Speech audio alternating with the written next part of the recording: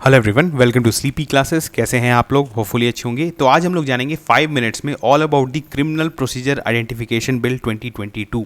ये बिल जो है बहुत ही कंटेंशियस बिल बन चुका है और ये मंडे को जो है लोकसभा में इसको पास कर दिया गया और वेडनेसडे को जो है राज्यसभा ने भी इसको पास कर दिया है। अब जो है बस प्रेसिडेंशियल एसेंट का जो है वो वेट है, उसके बाद ये बिल जो है वो एक्ट में कन्वर्ट हो जाएगा। तो चलिए इस बिल के बारे में थोड़ा सा जानते हैं।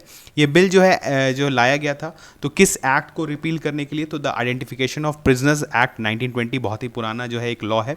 इसके अंदर क्या था, गवर्नमेंट को कुछ पावर था, क्या चीज़ का, जैसे देखते हैं collection of fingerprints, footprints and photographs, ठीक है। और किन लोगों का ले सकती थी, कन्विक्ट्स एंड अरेस्टेड पर्सन्स। इसके अलावा मजिस्ट्रेट जो थे वो ऑर्डर कर सकते थे अगर किसी स्पेसिफिक अरेस्टेड पर्सन का जो है उसका मेजरमेंट या फोटोग्राफ जो है वो लिया जा सकता था। इसके बाद क्या था कि इन केस ऑफ एक्विटल, अगर उस पर्सन को एक्विटल मिल जाता है या डिस्चार्ज मिल जाता है तो ऑल मटेरियल जो भी हमने कलेक्ट किया था आइडेंटिफिकेशन का वो सब चीज़ को डिस्ट्रॉय कर देना था। अब इस एक्ट को चेंज करने के लिए ऑलरेडी बहुत सारे कमेटी ने रिकमेंडेशंस जो है वो दे रखा था।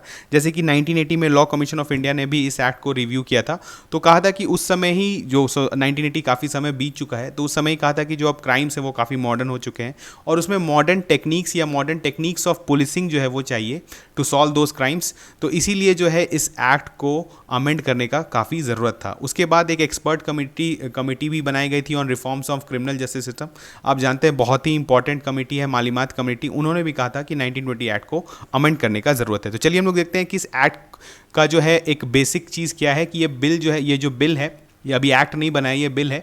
ये बिल जो है क्या एक्सपैंड करता है, the type of data that may be collected. अभी हमने देखा कि जैसे फिंगरप्रिंट, फुटप्रिंट या फोटोग्राफ आपका लिया जा सकता था, अब उस एम्बिट को इंक्रीज कर दिया गया है। किन पर्सन्स का लिया जा सकता था उसको भी जो है अब डाइवर्सिफाई कर दिया गया है और कौन सी अथॉरिटी इसको कलेक्ट कर सकती है और कौन सी स्टोर करेगी, इस बिल में पूरा प्रोविजंस दिया हुआ है। तो चलिए बिल के बारे में पढ़ते हैं। तो बिल जो है अभी हमने देखा कि जैसे फुटप्रिंट, फिंगरप्रिंट ले सकती थी। इसके अलावा अब इस बिल ने इंक्लूड कर दिया है कि आपका आइरिस और रेटिना स्कैन, जो कि बेसिकली आपका बायोमेट्रिक होता है, उसको जो है वो स्टोर कर सकती है। इसके अलावा कुछ बिहेवियरल एट्रीब्यूट्स है जैसे कि आपका हैंड राइटिंग, आपका सिग्नेचर, इसको भी जो है वो अथॉरिटी ले सकती है।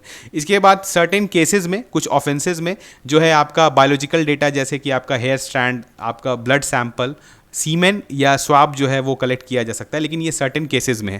तो चलिए हम लोग देखते हैं।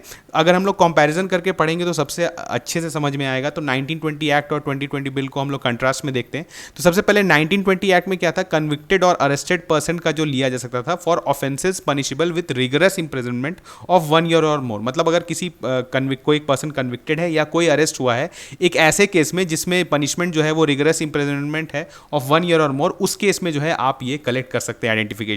2022 बिल क्या बोलता है कि कन्विक्टेड और अरेस्टेड फॉर एनी ऑफेंस, अगर आपने एक ट्रैफिक लाइट जो है वायलेट किया है तो उस केस में भी अगर आपका किस्मत खराब रहा तो वहां पर भी आपका आइडेंटिफिकेशन लिया जा सकता है, ठीक है। हाउएवर जो बायोलॉजिकल सैंपल्स हमने बोला वो किसी सर्टेन केस में, कौन से केस में, जहां पर कोई ऑफेंस हुआ है अगेंस्ट अ वुमेन और अ चाइल्ड और if the offence carries a minimum of 7 year imprisonment, इस केस में जो है आपका वो हेयर स्ट्रैंड, ब्लड और वो सब जो है वो कलेक्ट किया जा सकता है। इसके अलावा क्या देखिए, person order to give security, जब पहले क्या था कुछ preventive laws, preventive detention laws में अगर पर्सन को रखा गया है तो उनका भी सैंपल लिया जा सकता था, मतलब उनका भी जो आइडेंटिफिकेशन लिया जा सकता था। लेकिन अब क्या हुआ है कि एनी प्रिवेंटिव डिटेंशन लॉ, कोई भी प्रिवेंटिव डिटेंशन लॉ में अगर आप किसी को डिटेन करके रखे हैं तो उनका आप आइडेंटिफिकेशन ले सकते हैं। उसके बाद क्या है देखिए, मजिस्ट्रेट पहले जो 1920 एक्ट में order in other cases collection for any arrest, कोई अरेस्ट पर कोई पर्सन को अरेस्ट किया गया है तो उसको उसका जो है वो आइडेंटिफिकेशन लिया जा सकता था। लेकिन अब क्या है कि मजिस्ट्रेट ऑर्डर कर सकते हैं किसी भी पर्सन का, जैसे कोई केस चल रहा है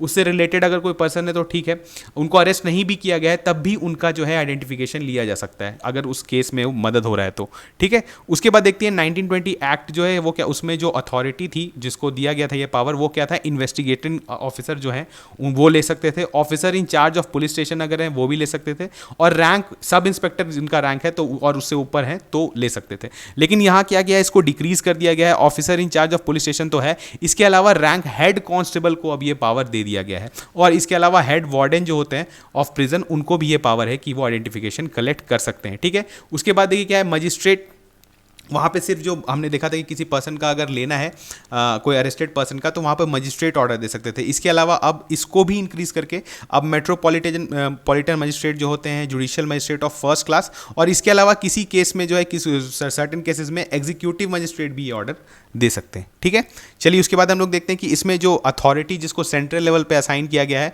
वो आपका national crime record bureau NCRB, बहुत ही फेमस बॉडी है, बहुत न्यूज़ में रहती है। और ये किसके अंदर आते हैं? Ministry of home affairs. तो इसको ये पावर दिया गया है to collect and store these datas, जो कि एट सेंट्रल लेवल। ठीक है, इसके अलावा स्टेट गवर्नमेंट जो है वो कोई ऑर्गेनाइजेशन फॉर्म कर सकती है या कोई एग्जिस्टिंग अथॉरिटी को ये पावर दे सकती है कि वो कलेक्ट जो है और स्टोर करे उसको। ठीक है, अब देखिए इस डेटा जो आपका कलेक्ट होगा, इन केस कोई कन्विक्टेड है, ठीक है, तो कोई कन्विक्टेड पर्सन है, तो उस केस में क्या है, data collected will be retained और इन डिजिटल और electronic form for 75 years, almost life time भर। अगर कोई पर्सन एक्यूज या इसमें कन्विक्ट हो जाता है, एक्यूज नहीं कन्विक्ट हो जाता है, तो उस केस में 75 ईयर्स तक उसका डेटा जो है वो उस गवर्नमेंट के पास रहेगा। और इसके बाद क्या है कि अगर आपका एक्विटल हो जाता है तो उस केस में जो है डेटा को डिस्ट्रॉय कर दिया जाएगा।